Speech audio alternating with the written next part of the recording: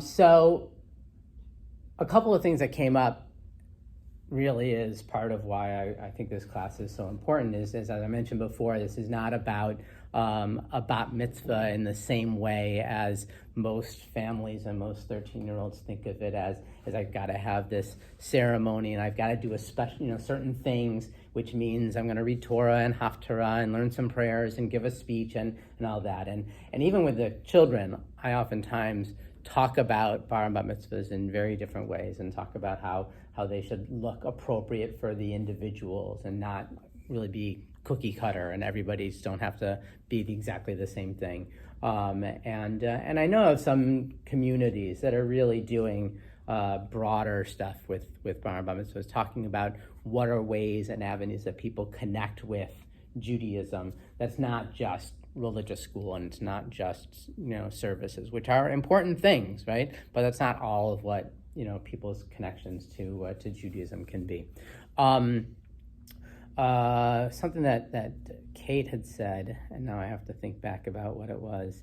Oh, it's just about that whole idea of ongoing and long time learning. There is no destination here, right? There's no expected desired outcome. Right? It's the journey that we're on, and that's really the focus that we'll see over and over again. We'll talk about one thing for a couple of weeks, and we'll talk about another thing for a couple of weeks, and it's not going to necessarily be saying, oh, we have to get to a certain point and we have to have a certain base of knowledge. It's really about continuing that journey, continuing to learn, seeing some sort of progress, if you will, in your comfort, in your connection, and hopefully through the things that we discuss, you will continue to feel more and more connected to your Judaism. I named this class, Why Didn't I Learn That in Hebrew School? Because I don't remember if I shared this when it happened last year or not. I saw a post of online of somebody who was a student of mine back in Pittsburgh, and really was very distant from the youth and the youth programming that was going on in the synagogue there. When I ran a confirmation class, or a confirmation celebration even, I had a class, but I always told the kids that it didn't matter to me whether you showed up for class or didn't show up for class, right? It's at the end, when we do confirmation, for them each to talk about what was their connection, how did they confirm, right, that their Judaism is important to them. So it has nothing to do with sitting in a class with me. It could be some social action work. It could be, doing stuff with the environment. It could be whatever, right? That they read Jewish books, that they follow Jewish sports players, whatever made them connected to Judaism. So I was speaking with this one girl, a woman now, and tried to convince her, come to the celebration. No, I didn't go to the class. I don't think it's right. I couldn't get her to come. She ended up going and spending a couple of years in Israel. Doing a lot of Jewish learning, and her posts online are constantly about her connection and how deep she feels connected to her Judaism, and I think it's wonderful. And one of the posts one time she said was that I just realized that at my bat mitzvah there were 3 Torahs, right, taken out, which is an unusual thing for a Shabbat morning. She said, and nobody ever told me why there were 3 Torahs on my bat mitzvah. And I reflected on that, and I think, you know what? Somebody told you, right?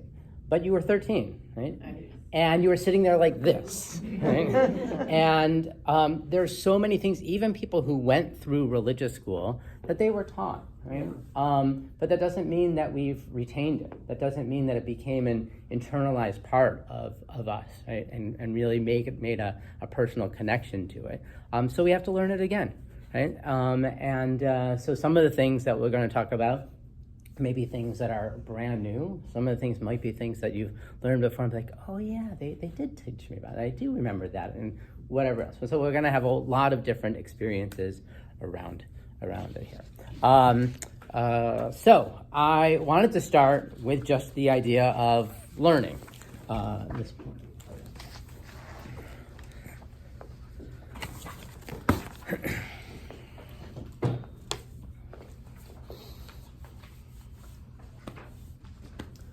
So we know that learning is so important in Judaism, right? We talk about Judaism as the Jews as the people of the book, right? And that's partly just because we have the Torah, and it's the book that we have. But it's really about that immersion and that constant thirst for knowledge and expansion of our learning. So much so that there's actually a bracha, there's a blessing that we say before we start doing learning. And you have it on the sheet in front of you, but you also have it on these cards that are right there. A lot of times when people have board meetings or committee meetings, they put the mission statement of the committee on the cards so people can see it during the meetings and you continue to be reminded about what the mission is. So for us, the mission is learning, right? And so having the bracha, having the blessing there is good, and we'll say it when we start our classes. But first, to look at what it is, you can see the blessing in the English. Blessed are you, Lord our God, King of the universe, who has sanctified us with the commandments and commanded us to be involved with words of Torah. The last words of the bracha are Vitzivanu la'asok b'divrei Torah. So it's if we break down, and another class will really go into what constitutes a blessing, what constitutes a bracha. In fact, I just heard was listening. I don't think I finished the whole thing yet. A podcast from Hadar. Hadar is a liberal Orthodox yeshiva in, I don't know if they identify Orthodox, a liberal traditional yeshiva in New York. And they have a lot of resources online. That's another way to extend, your learning. And I can talk about different resources at other times. Hadar is one of these. They have podcasts that you can listen to. So I was listening to one podcast, and they were just going to talk about the first three words, Baruch Atah Adonai, right? This gentleman said he had gone to Israel to do a sabbatical and was going to write a book on the Amidah. And after 3 or 4 months, he got through Baruch Atah Adonai and realized that now he's got 19 more blessings to focus on. But there's so much packed into just those 3 words. But those are the first 3 words, basically, of every blessing that we have. In the Hebrew, we have it Adonai abbreviated with a hey, right? So you can see that there in the Hebrew instead of spelling out God's name. This version of it then put a kuf in for instead of Eloheinu, Elokeinu. So the tradition of not writing out God's name, mainly because then if you want to dispose of the paper, you wouldn't dispose of a paper that has God's name on it. So Baruch Atah Adonai Eloheinu Melech HaOlam is the first 6 words, typical of people know them. Hopefully people have some comfort then of things for blessings for food, like Borei Pri Hagafen or Hamotzi Lechem Min Haaretz, right? But it all starts off with those first 6 words. Then if it's a mitzvah blessing, it's Asher Kitshanu B'mitzvotav Vitzivanu, who commanded us or who made us holy, Kitshanu, who sanctifies us, makes us holy, B'mitzvotav, in the mitzvot, and commands us, and then right? And again, the most common one that people know is like lighting our Shabbat candles, right? Lahadlik ner shel Shabbat. Well, this one ends la'asok b'divrei Torah, to be involved with, to busy ourselves with, to occupy ourselves with words of Torah. Right. Yep, go ahead. So in the English, you wrote out the word God? Yes. So I don't have a problem with writing out the word God and disposing of it. G-O-D. I don't think that, I think that, well, first of all, even Adonai and even Eloheinu are in some ways substitutes for God's name, right? The tradition is that there's some name that's spelled out Yud He Vav He, which we don't really have the full pronunciation of, and was only pronounced by the Kohen at the time in the temple on Yom Kippur. So if we imagine this as like your parents' names, right? You don't call your parents by their names, you have a substitute for it. So in some ways, Adonai is even the substitute for God's name. But the rabbi still felt that was close enough, so we shouldn't destroy it. We shouldn't get rid of it. But then God in English is in some ways a substitute for a substitute, right? I don't find that it's, I just wanted to hear you like yeah. I know for most of us, including me, right, growing up, it was G-D, right? G-D, right? But one, it's English, it's not even Hebrew, and it's not a concern. Kate. Okay, so first boy went really fast. Okay. Slow down a little bit. Go ahead. Okay, so I kind of missed a lot. Go ahead. Because I'm trying to look at the Hebrew. Yep. So you said there are three prayers. There's Is the first one a blessing? in the box. In the box. In the box. Okay, the first box there. The first 6 words are key to almost every blessing. Right. So I'll read them slower. No, But- I can read that. Got them? Okay, good. Okay. Then the What next. is that one? Because you broke them down. So that's Baruch Atah Adonai Eloheinu Melech Haolam. Is that the baracha? Yep, that's the first 6 words. Okay. Right. And then the second And then the second part, which is, I should have made it 3, I should have broken the line differently, but it's the first 4 words on the second line. Asher, Kitshanu, B'mitzvotav, Vitzivanu. Okay, that's going to be the next 4 words of any bracha that has to do with a mitzvah. Okay. And then, what is the mitzvah? La'asok b'divrei Torah. Studying the Torah. Right. Got Got it. it? Thank you. Okay. Now I do. Just. That's it. That's good. Yeah, if I had put la'asok on the next line, would have been a better formation for it. Okay. I will try and go back and re-edit it so that it's good for the next time I use this. Okay, so let's share. As we will each morning, we come together. We will say this bracha together as we prepare for study. So, Baruch Atah Adonai Eloheinu Melech Haolam Asher Kitshanu B'mitzvotav V'tzivanu La'asok B'divrei Torah. Good. And in the model of Kate's last stop is anytime, just stop me. Say, whoa, you've gone too fast.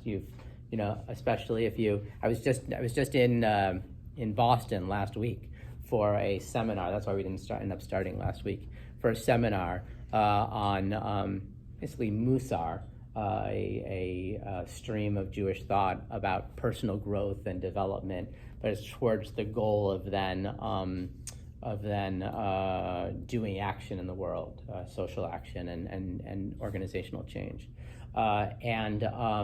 We came up with a cohort of people that can be meeting together. We came up with a contract about our interactions, and one of them was not to use but to define acronyms and translate words that you're using in Hebrew. So if there's something that I use in Hebrew that you're not getting from context, whatever else, stop me and try and pull me back in, because it's hard for me to teach this kind of class without doing that.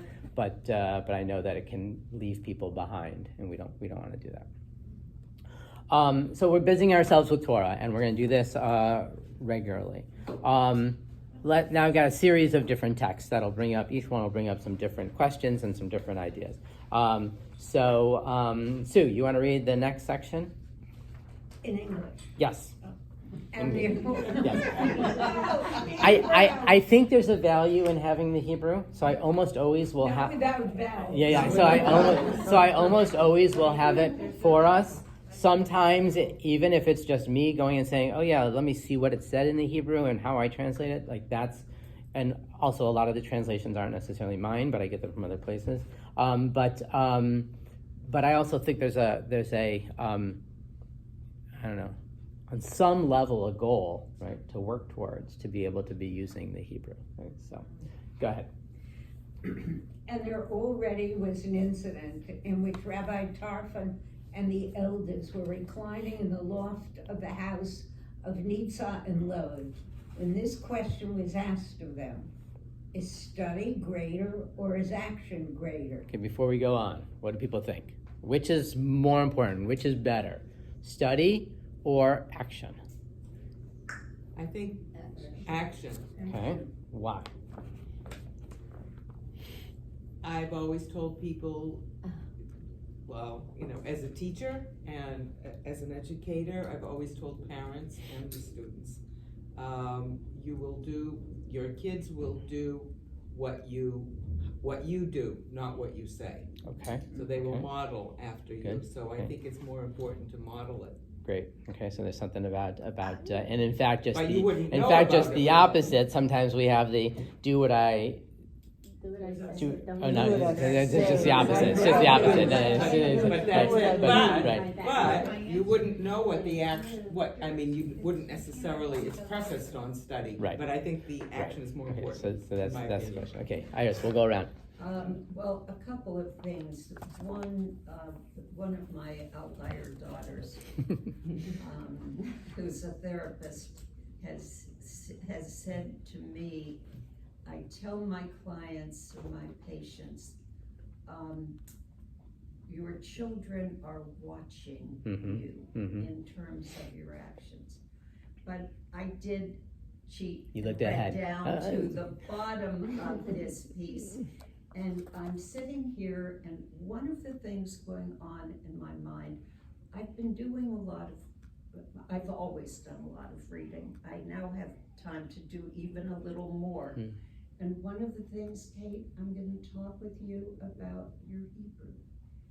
I am ashamed of the fact that I never learned any Hebrew. And I would like to give it another shot, because what I've found in my reading, which is in a way studying, is it keeps opening more avenues for me. I just finished reading Dan, he was here last year, help me out. The division, the book about the division between American Israel, Daniel Gordis's book. And he points out that the lack of Hebrew in American Jews really is a problem. And that struck something in me about, let me give it a shot. Okay. So study is also important because it opens our eyes to other things. Okay, Adele. I think by action you learn, you study, it opens you up to a reaction and you are impacted and you learn something. So I think that's my thought. Okay. Just a question for Kate, and when she says that you're learning Hebrew, you're not learning conversational Hebrew. Not yet. This It's is difficult. Hebrew to translate what you're reading. Right. It's a long way. It's a long journey. My husband reads, You're lucky and to have he somebody. knows, he Right. translates what Right. he's reading. Okay. But he learned it in high school, and he learned it throughout his life, and it's a huge commitment. I applaud you for doing it. I really Nice to do. say. Other thoughts? Yes. Anne, did you? And it's I wanted to say said to something. you too. I don't think you can be good at something action-wise if you're doing it for the first time. You have to allow yourself a learning curve, and you often will put yourself down as opposed to thinking about that this is all new material, so you have to allow yourself, you can't be good at something you've never done before. I don't think, at least I can't. So, I think they kind of go. Right. In some ways, that goes back to the idea of learning through doing, right? But that there has to be a back and forth. You try and do it, and then you learn more about it, and keep going. Kate. Well, it's nice that everybody's saying that. I appreciate that. When I was thinking about studying and action, I thought about my son when he was in high school, and so, he wasn't he's a teacher now, can't believe it, a middle school science teacher, which I was a teacher, but I could never do middle school. Little kids are enough for me, right? Well, some people are, anyway, he was not a great student because he never applied himself. So I used to make him for the vocabulary, do the flashcards, and then I would test him on it, then I had questions, so without the studying, there wouldn't have been, he wouldn't have passed all the things that he did pass, so I didn't even have to read the bottom, because I knew you can't have one without the other. Okay. As far as the Hebrew is, and maybe we could, I don't think I ever mentioned it, I know I mentioned it that, Ollie, they're not here, they're over there anymore, but, the teacher that I have, Susie Conoco, she keeps up and stuff, she does beginning Hebrew, so maybe we could have her here as a class. I thought maybe nobody would really want to learn. Beginning Hebrew. It's beginning like Well, starting with the alphabet. No, when we would need to start over another alphabet it's class. not conversational. Because for Cheryl's, she wants people to know that's conversational. one, it's conversational, and two, it's conversational. This right. is actually Biblical. like learning the alphabet. just and reading. It's just like everything Reading. else with Right. English. If you were a bilingual person, you would just take the vowels and the consonants, Right. whatever, the Hebrew, and then you just put them together and you sound them out. It's not difficult, it's just, gotta you're do it. learning a new language. Right. It is a little difficult, but if we could have, I just thought nobody would be interested. No, there's people, but we've got to find a teacher for it. I have a teacher right. for it. Would you want to volunteer? No. Okay. That's what we're usually looking for. Yeah. So I wanted to say more about this thing, though. This gets my shackles up. I know people who talk the talk but don't walk the walk, and that's Right. what I'm reacting to in this box. So Sue, finish up the box. Oh, I just want to say something before Yeah, I okay. finish up. I was a school superintendent, and very often, like the rabbi, you get calls, and you almost have a knee-jerk reaction to answer. And it took me a while to be able to say, well, let me look into the situation. Let me find out how other people see this. Otherwise, you find yourself in a lot of trouble. So it took me a while to learn. Study the situation first. If somebody was angry about a teacher, you've got to ask the principal what's going on. You've got to ask the teacher what's going on. You have to get different points of view. So I can see where study before you act is important.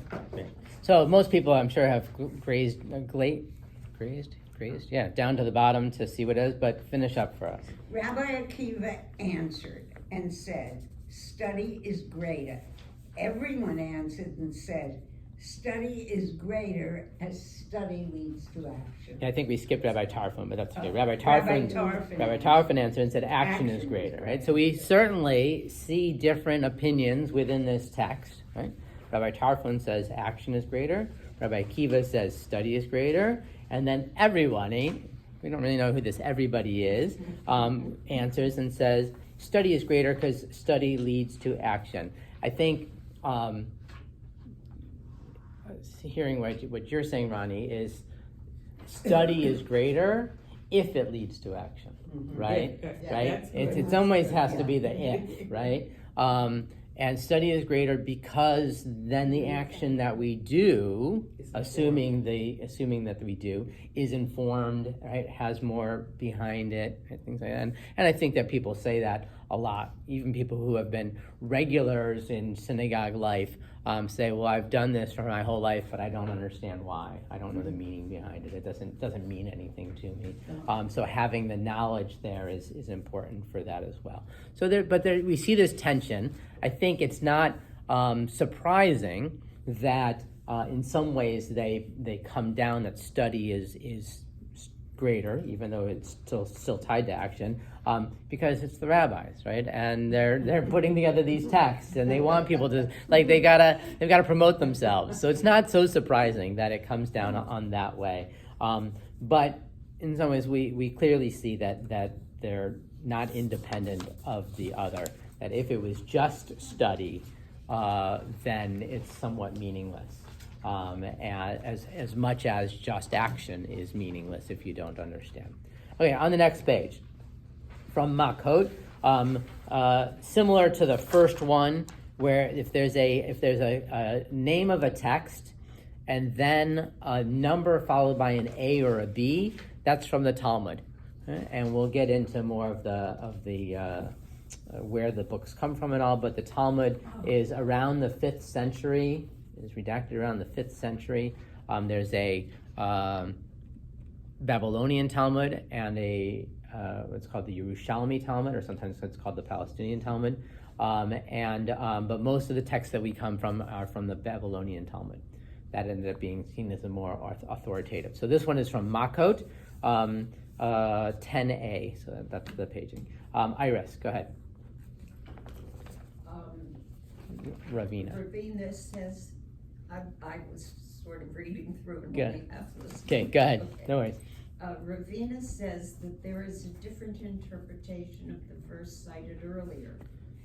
Anyone who loves to teach in abundance before the multitudes, to him shall be increase, as his Torah knowledge is enhanced through those lectures. And that is the parallel to that which Rabbi Yehuda Hanassi says, much Torah have I studied from my teachers, and I have learned more from my colleagues than from them, and I have learned more from my students than from all of them. So we're all in this together, right? Yeah. I'm learning a lot from you all as you're learning from me and learning from the text and learning from the experiences, right? Maybe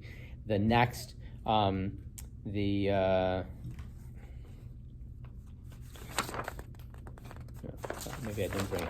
One of the other texts that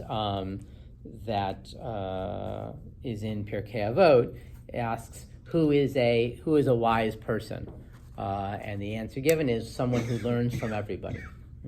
So we have we certainly have situations where there's a teacher and students, but there's also just times where we can be learning from anybody that we are encountering. This next text from Pirkei Avot. Oh, sorry, I did have that one. It's the bottom text. Ben Zoma says, "Who is wise? One who learns from all humans." The one before that, also from Pirkei Avot, Yoshua ben Prachia says, "Make for yourself a rabbi or a teacher, acquire for yourself a friend, and give every person the benefit of the doubt when judging them." In some ways, these things standing by themselves, and in other ways, they're very linked together. Adele? That resonates with me. When I also did Milton, and I had a fabulous rabbi. And one of the things he said was, to study the Bible by yourself is actually dangerous. Right. Yeah. No, Judaism as a practice is not meant to be observed in a vacuum. It's very communal, and there's lots of examples of that, but learning as well. We're going to, did I put that? Again, I don't remember if I put all these things in here.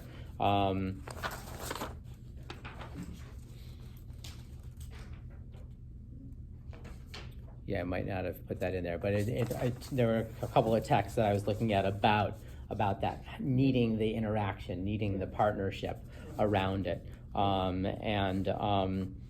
that I don't know if I'd say dangerous, but it certainly doesn't enhance it as much as. He went on to say, for instance, if you read an eye for an eye and a tooth for a tooth, right? That's up for interpretation. Right. If you're not studying with somebody, Mm-hmm. you can be led astray, as it were. It's maybe not dangerous, but you get wrong. Good. Ronnie. There's a line, I've shared this before. The rock band Procol Harum had a couple of really amazing albums, anybody who's into music. But one of the lines, and this has kind of been my mantra my whole life, from one of their songs, the lesson, going back to the top one, the lesson lies in learning, and by teaching, I'll be taught. Mm-hmm. Mm-hmm. And I always, as a teacher for 40 years, I always went back to that, and I thought, it's so true. Right. Yeah, no, good teachers are always learning on their own, but they're also learning from their students as well.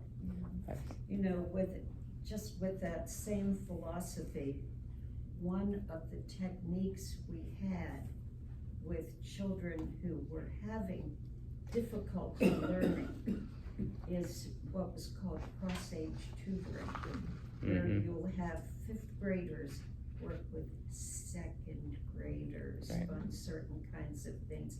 And it helps them relearn and learn basics that they need, but also helps build self-esteem. Certainly. Nice. Next page, from Pirkei Avot, Mishnah 4. So in Pirkei, anytime that it's a number, colon, and another number, that's from, unless it's a book from the Bible, but here it's from Pirkei Avot, is from the Mishnah. Adele, you want to read that? Elisha ben Abayu. Abuya. Elisha ben Abuya. Abuya. One who learns as a child to what are they similar? To ink written on a new parchment, and one who learns as an elder, to what are they similar? To ink written on scraped Parchment. Okay, so scraped parchment. Scraped. Where they reuse them. Right. So, what do those images bring up for people? Ink needs to dry. Okay. So new ink is not dried yet. Okay. And so the learning isn't absorbed. It's not a It's not absorbed. Okay. So it's possible that in a new situation it's not absorbed. And the interesting thing, as we were saying with scraped parchment, is that the Torah, right, written on parchment, if there's a mistake, you can take a blade to it, and this is even after 100 years, right, and it may be even easier at that point, and scrape off the letter. And it doesn't soak into the parchment like ink soaks into paper, right? If you're writing with pen and then you go to try and erase it and you have to really scrape the paper away. What is the Torah parchment made out of? It's an animal skin. It is an animal. Right, it's an animal skin. So the ink just sort of sits on top. And so I don't know if this is necessarily talking about sinking in, right? But maybe a little bit about that if you've got a piece of parchment that you're reusing, right? So you've scraped off some things and you're reusing it, it's maybe a little bit cloudier, right? It's not as clear as if you've used clean parchment, right, from the start. So I think that the value judgment here is to start when you're young, right, which doesn't help us out, right? But I think that the value judgment at this point is to start when you're young. Go ahead, Adele. Rabbi Yossi Bar Yehuda, a man of Kfar Habavdi, the village of Babylon, says, one who learns from young ones, to what are they similar? To one who eats unripe grapes and drinks wine from its press. And one who learns from elders, to what are they similar?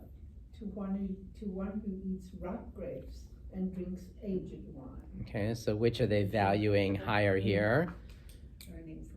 Learning from elders, right? Learning from elders.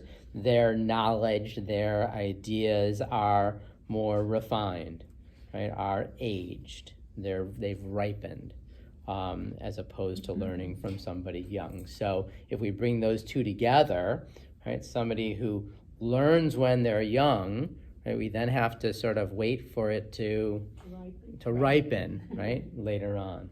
Ronnie. I was going to argue. Go ahead, argue away. Because I worked with young kids. Uh-huh. And young kids, I learned so much. Good.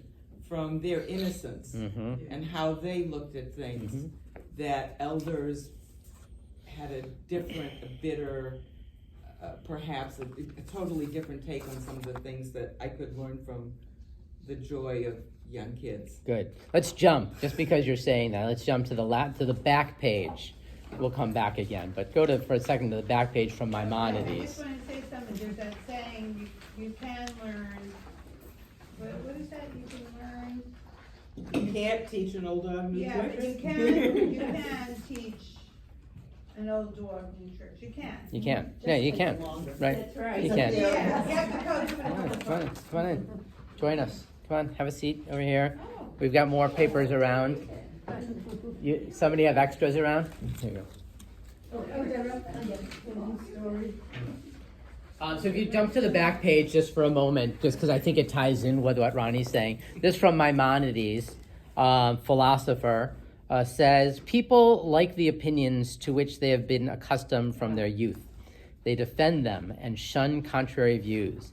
And this is one of the things that prevents them from finding truth, for they cling to the opinions of habits, right? And right, I think that we do find that, right? That younger people have the, well, not teenagers, but besides teenagers, who everybody else who's sort of open to realizing that somebody else might have something true to say.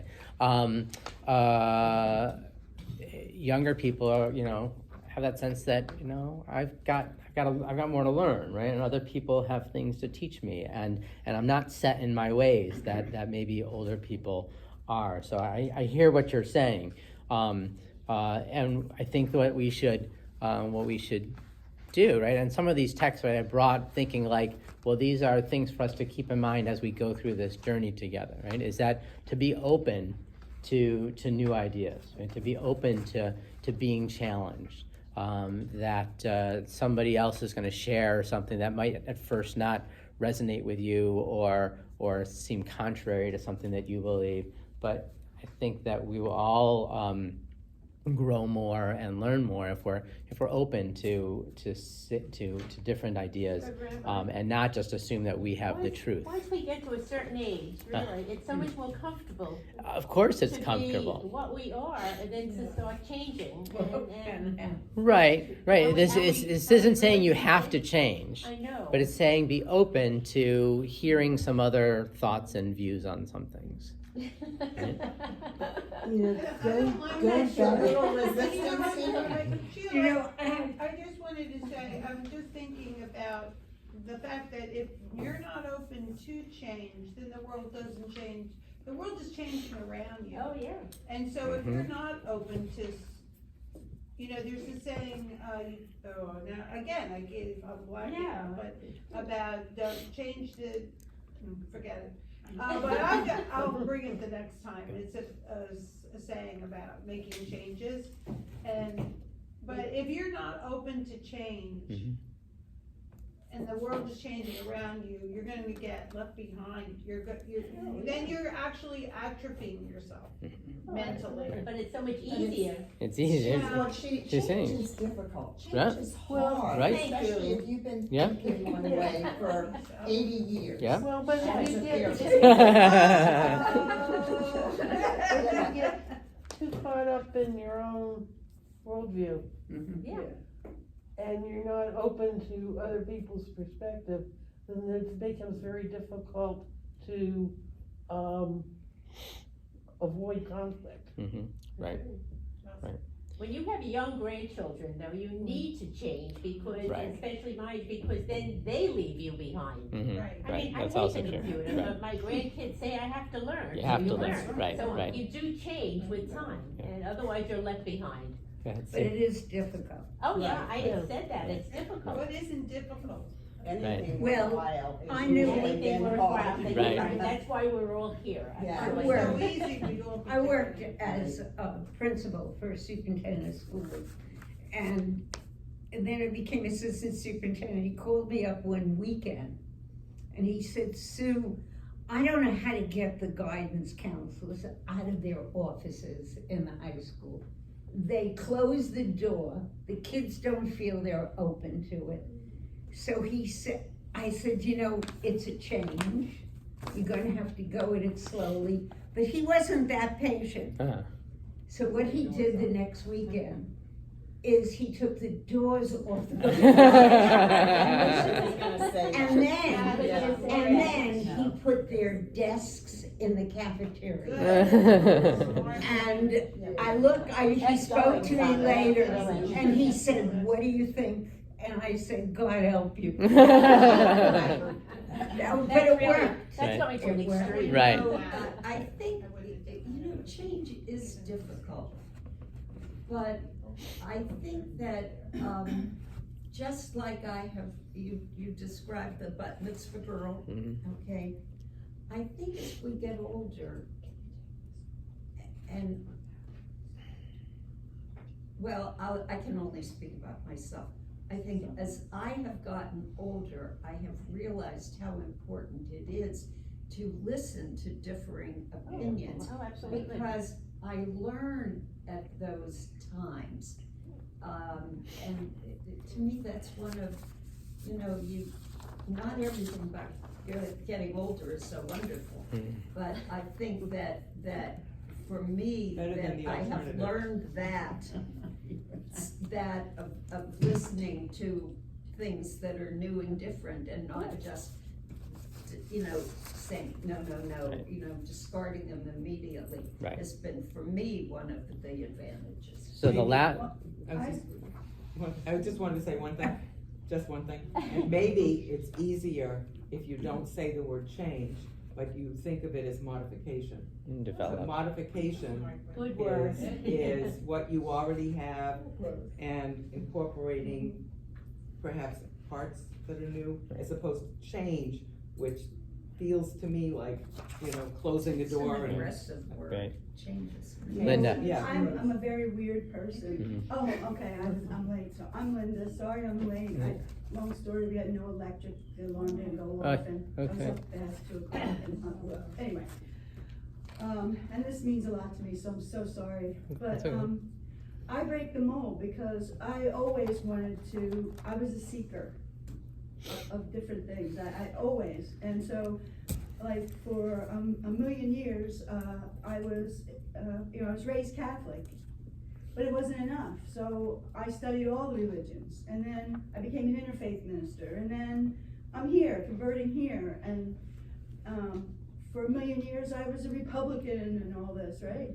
And then I was, no, those ideologies don't match my brain, so I became a Democrat, and I was a staunch Democrat, and then those things don't fit, and so now I'm like the fish out of water about a lot of things. I don't fit a lot of places, and I have an open mind, Right. and that's that, why that openness. I don't stay if it doesn't fit in my core value system. I have a core set of values I won't change. Those are my core. But things that come in my way, I can allow to add to me and take other things off. Now I'm not a staunch anything. I just believe what I believe, and I don't care who it Right. is. Yeah, I don't take the label, and I'm weird because I'm not that way. That is Okay. dependent. I You don't don't always get to be that a little way. kid that Defiance was Right. my nickname. Right. I That's get right. something different. I agree with the change, but I think the philosophers who wrote in the Pirkei Avot saw that what they wrote could change, and they too changed to ahead. ink written on scraped parchment, Good. which Nice. meant that they took off what Very nice. they evolved Right. with the thoughts. Great. And the same with Rabbi Jose Bar Yehuda and all of these. So they too Right. are changing. Are seeing that what- change. Good. So that text wraps up at the bottom. Rabbi Yehuda Nasi says, "Do not look at the jug, but rather at what is in it. For there are jugs full of old, and old that do not even have new within them." Right. So you could have an old jug that doesn't even have something new. This is the bottom of the Pirkei Avot text on the. I'll try and number the pages next time. Right, an old jug which Don't we judge a book by its cover. don't judge a book by its cover, right? And we think of, we're looking up above, right? That old aged, right? You have an old cask or something like that, right? That's able to store good wine, right? You think it's got something precious inside of it, but it might not even have new inside of it. And then new ones that really have something old and in this age, talking about the wine, more valued within it as well. So we have to, and this goes back to learning from all, right, young and old. It's really about what they have to teach us. That's important. Okay, the back of the second page from Proverbs 22:6. Proverbs, one of the books of the Bible. Andrea, you want to read that? Sure. Educate a child according to his way. Rabbi Eleazar, Rabbi Yehoshua, Rabbi Eleazar says, That's not. if you educate your child on the ways of the Torah until they are a young child, That's not right. they will grow up with them and follow them, as it says, and even when they are old, they will not depart from it. And Rabbi Joshua says, like this cow that did not learn to plow and has difficulty doing so in the end, and like this grapevine which, if you do not turn in the appropriate direction while it is still wet, when it hardens, you will not be able to. Okay. So I think that this is something for us all to fight against, right? Is this sense, and we're already talking about it in terms of change and the difficulties of it, right? That they're talking about how it's better to direct somebody when they're young to shape and to mold, right? The last part talking about the grapevine, a grapevine that's newly growing, it's sort of pliable and you can move it around in a different direction.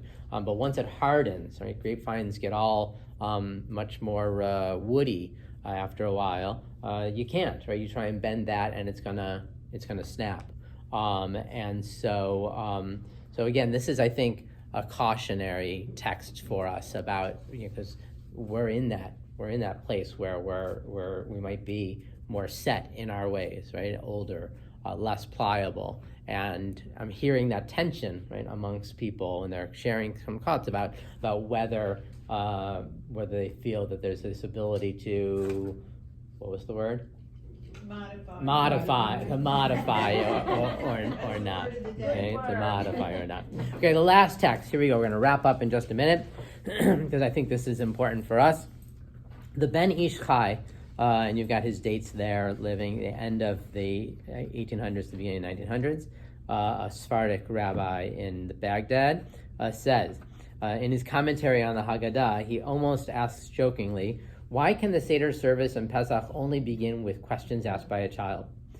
Why are the answers to all our strange behavior during the Seder so that the children ask questions? He answers that the sages were making a point, that the point of the Seder is to elicit the children's participation in the learning. He goes almost as far as to suggest that a Seder without children may not be a Seder at all. And I would modify that to say, a Seder without questions may not be a Seder at all, right? Okay? That it's really, the children are the ones, as we said before, like, just as they're purer and interested in they've got some things that really can teach us, they also are asking questions. I may have shared this last year, I don't remember. There was one time where I was doing my student teaching and was in a Catholic school. And I go in with a kippah on my head and seat hanging out, and I was working with middle schoolers, 6th, 7th, and 8th graders. And a couple weeks go by, and not a single child has asked me about this thing on my head and these strings hanging out of my pants. And then I go in and I have lunch duty one day in the cafeteria with like kindergartners and first graders. And the second I walk into that lunchroom, what's on your head? Why do you have those things?